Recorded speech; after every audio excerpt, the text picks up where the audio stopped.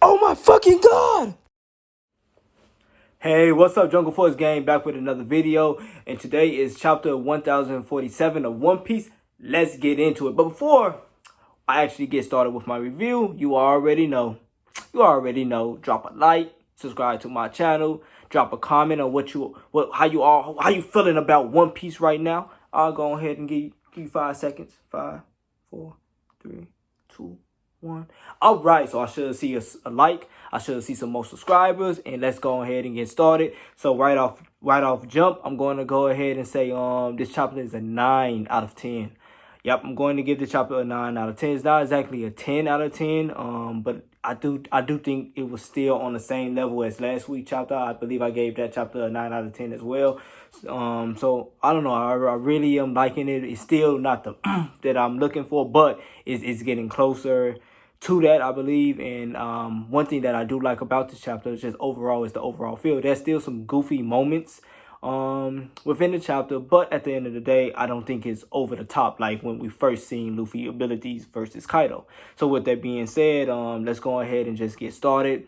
The chapter essentially starts off with Momonosuke talking to I believe Yamato, and he's trying to create, flame clouds or clouds similar to that of Kaido. Kaido used his clouds to pick up the island, and so they believe, since not Kaido, but Momonosuke is a dragon like Kaido, that Momonosuke should be able to replicate some of Kaido's ability and do the same thing and lift the island or move the island away. Of course, Momonosuke is saying he can't, and then he having flashbacks of his mother, having that conversation with his mother and deciding to go into the future 20 years. And he also having a conversation with the samurai, and he was basically essentially crying, talking about like, I want to still be able to fight. So I think that's going to all come into play and bring out these cloud flames out of Momonosuke, and eventually he's going to move the island. And now we kind of cut back into Kaido versus Luffy. Like I said, it's not as goofy as when Kaido and Luffy initially start fighting once Luffy unlocked his new Gear 5th. And it seemed like it's a lot more serious. And Kaido is not, out of the fight. Kaido and Luffy is going at it. And to be honest, this chapter looks like Kaido's whooping Luffy's ass.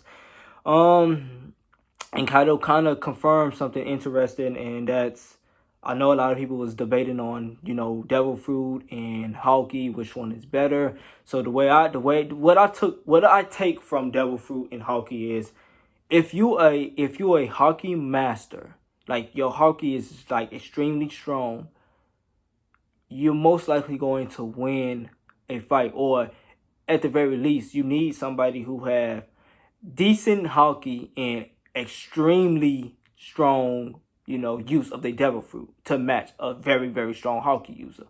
So I would say, like, being a Hawky master, or somebody, let's say somebody who has, Hawky and a Devil Fruit,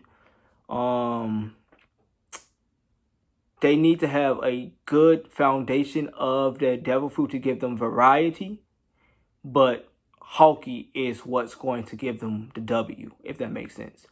And so Kaido basically was saying like, yo, Roger, the king of the pirates, he didn't have a Devil Fruit at all, and he still was able to rule the world. So the way I see it, I almost want to say that if you're a Devil Fruit user and a Hawky master, I believe there's a split between the two, because I don't think you can fully master Hawky while trying to fully master your Devil Fruit. So maybe you're a master at Hawky, but you're a specialist with your Devil Fruit, and maybe a Hawky master is like a specialist, like extremely great at Hawky, to make up for their lack of Devil Fruit. So, like I said, Kaido's whooping Luffy's ass, but Luffy is, he's still being Luffy. And then you cut and you pretty much see the people at the Flower Capital dancing, having fun, without realizing that there's a giant-ass island coming to crush them.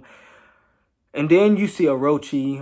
Apparently he's still alive, and he's like this burnt-up flame dragon. He's about to kill, or try to kill Oden's daughter. I'm pretty sure somebody's going to save her. I don't know who, Maybe this is where my boy Zoro come in. I don't know. Who knows? But yeah, we see that we pretty much, get a glimpse of the samurai. In fact, I think they was talking about before we seen the Orochi bit. We seen the samurai, talking and like, hey, what should we do?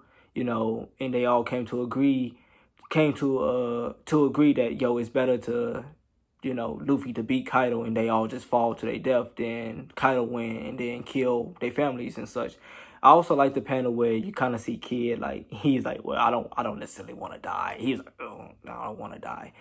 And then you get into the final panel, and the final panel I believe is basically Luffy's holding on to Kaido. Kaido is like, yo, get off me. Kaido also said that slicing attacks or cutting attacks is still very effective to Luffy, especially if they have strong Haki. But again, Luffy's not letting go, and Luffy then do something very, very interesting. And not very interesting as in like spectacular, but it's interesting as in it's very much Luffy. And so Luffy apparently create a giant fist, but this is not no ordinary fist. This is more so along the lines of a fist the size of an island. Before, Luffy was creating maybe a fist the size of a building, but now Luffy is able to create a giant fist the size of an island. And it kind of made me wonder, like, how big can Luffy make himself? Like, in a few chapters ago, when Luffy and Kaido first initially started fighting, Luffy made a giant Luffy and that Luffy used Kaido as a jump rope. So I kind of wonder, like, can Luffy essentially make himself as big, or if not twice the size of an island, So I don't know, that would be pretty cool, because I know in One Piece there were creatures that was pulling continents and things of that nature. So maybe Luffy will have a form that can essentially do that. So with that being said, and at the very beginning, I had a conversation with my friend, and he talked about the lightning bolt and how Kaido was able to dodge the lightning bolt, So yeah, that happened too, because I remember that being very cool to see from last week's chapter, was Luffy holding the lightning bolt, and come this chapter, Luffy hold it, he throws it, and Kaido's dodge it. So nothing really happened with the lightning bolt, but it's cool to know that Luffy can grab elements and things of that nature. Maybe Luffy secondary power is fire and lightning, since fire and lightning, lightning creates fire and Luffy's the sun god. So maybe it's a combo, think of the Avatar, when the firebenders can essentially turn a fire into lightning. Who knows? Maybe it's something like that. But anyway, yeah, that's pretty much the chapter. Like I said, it's a 9 out of 10. I don't know if that punch is going to necessarily defeat Kaido. It's kind of interesting, because it almost sounds to me that Luffy was telling Momonosuke, like, yo, move this island because I can't go all out. So I wonder, is this just a showcase that Luffy can't fight at his full capacity because he's worrying about everybody below? And maybe next chapter we're going to see Luffy and Kaido just go ham, just going at it. Or maybe next week this giant fist is going to finish Kaido. I hope not, because I don't know. I guess it's cool to see the giant fist, Luffy creating a giant island-sized fist or whatnot. But I really hope that this fight goes along the lines of Katakuri versus Luffy times 10. So yeah, but that's me. With that being said, man, if you guys have any, favorite parts of the chapter that you personally like, go ahead and drop it in the comment section below. And as always, thank you for staying and watching the entire video. And with that being said, you guys enjoy your day, and peace.